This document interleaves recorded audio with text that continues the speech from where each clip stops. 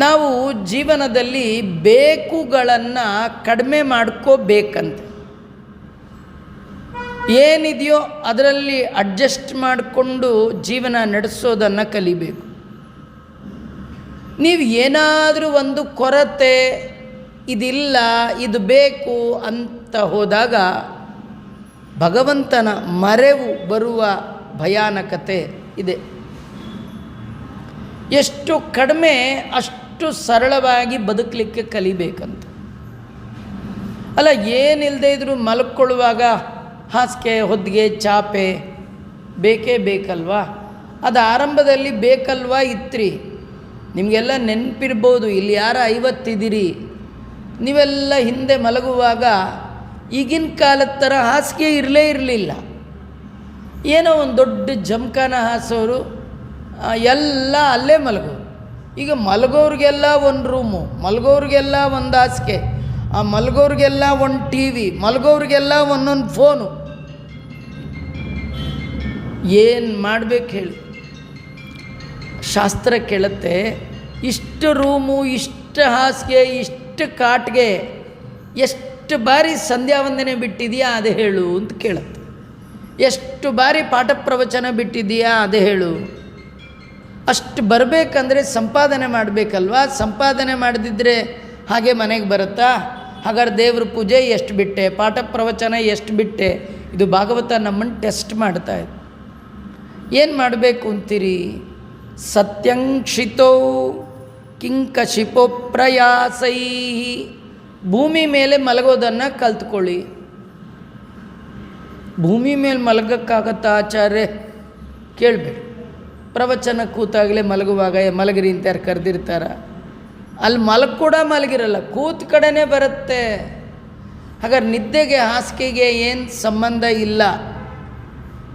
ಆಮೇಲೆ ಕುಡಿಲಿಕ್ಕೆ ಲೋಟ ಬೇಕು ಅಂತೆಲ್ಲ ಕೇಳಬೇಡಿ, ದಿಂಬೇಕು ಕೇಳಬೇಡಿ, ಒಳ್ಳೊಳ್ಳೆ ವಸ್ತ್ರ ಬೇಕು ಅಂತ ಕೇಳಬೇಡಿ.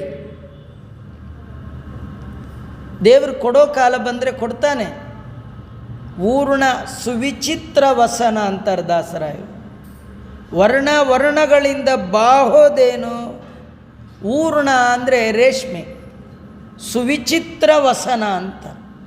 ಒಂದಕ್ಕಿಂತ ಒಂದು ಕಲರ್ ಉಟ್ಕೊಂಡ್ರೆ ಡೈಲಿ 30 ದಿನ ಉಟ್ಕೊಂಡು ಬಂದರು 30 ಊರ್ಣ ಸುವಿಚಿತ್ರ ವಸನ ರಾಘವೇಂದ್ರ ಸ್ವಾಮಿಗಳು ಕೊಟ್ಟಿದ್ದಾರೆ ನಮ್ಮಂಥವ್ರಿಗೇನೆ. ಅವನಿಗೆ ಇಚ್ಛೆ ಬರಬೇಕು. ನಾವೇ ತೊಗೊಳ್ತೀವಿ, ನಾವು ಮಾಡ್ತೀವಿ, ಅವು ನಡೆಯಲ್ಲ. ಅವನಿಗೆ ಇಚ್ಛೆ ಬಂದರೆ ಕೊಡ್ತಾನೆ, ಇಲ್ಲ ಅಂದರೆ ಕಿತ್ಕೊಳ್ತಾನೆ. ನೀನು ಪ್ರಯತ್ನ ಮಾಡಲಿಕ್ಕೆ ಹೋಗಬೇಡ. ಅಲ್ಲ, ಮನೆಗಿನೇ ಕಟ್ಟಬೇಕಾ? ದೇವರು ಕೊಟ್ಟರೆ ಬಿಡಬೇಡ, ಎಂಜಾಯ್ ಮಾಡು. ನೀನೇ ಒದ್ದಾಡಿಕೊಂಡು 70 ಆದಾಗ ಸೈಟ್ ತೊಗೊಂಡು 75ರಲ್ಲಿ ಯಾರೋ ಕೊಟ್ಟರು ಅಂತೇಳಿ ಲೋನ್ ಮಾಡಿ 5 ವರ್ಷ ಮನೆ ಸಾಲ ತೀರಿಸಿ 80ರಲ್ಲಿ ನೀನು ತೀರೋಗೋ ಬದಲು ಸುಮ್ಮನೆ ಇದ್ದಿದ್ರೊಳಗೆ ರಾಮಕೃಷ್ಣ ಅಂತಿರು. ಫೂಲಿಶ್ ಬಿಲ್ಡ್ ದಿ ಹೌಸ್ ಅಂತ. ನಿಜವಾಗಿ ದೇವರು ಕೊಡಬೇಕು ಅಂತಿದ್ರೆ ಅನಾಯಾಸವಾಗಿ ಕೊಟ್ಬಿಡ್ತಾನೆ. 20ರೊಳಗೆ ಸೈಟ್, 25ರೊಳಗೆ ಮಾಡಿಬಿಡ್ತಾರೆ, 27ರೊಳಗೆ ಮನೆ ಕಟ್ಬಿಡಿ, ಎಲ್ಲ ಆರಾಮ.